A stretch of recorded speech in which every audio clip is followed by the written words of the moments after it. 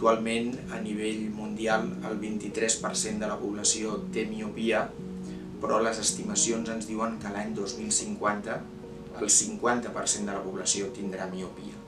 Per tant, és un dels reptes en oftalmologia i en el món sanitari en general, que siguem capaços de posar tots els esforços de cara a prevenir l'aparició i progressió de la miopia.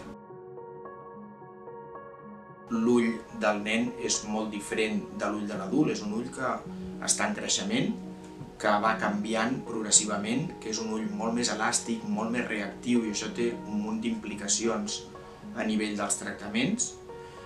També que l'ull del nen té una patologia específica que no hi és en els adults, per exemple, les malformacions congènites, la miopia progressiva, l'ull gandul, i fins i tot que els tractaments que oferim als nens són tractaments que tot sovint no es fan servir en adults i en el diagnòstic passa igual. Tenim proves específiques, el test de mirada preferencial, que són proves que no es fan als adults. I per tant, cal un coneixement específic del que és la patologia ocular infantil.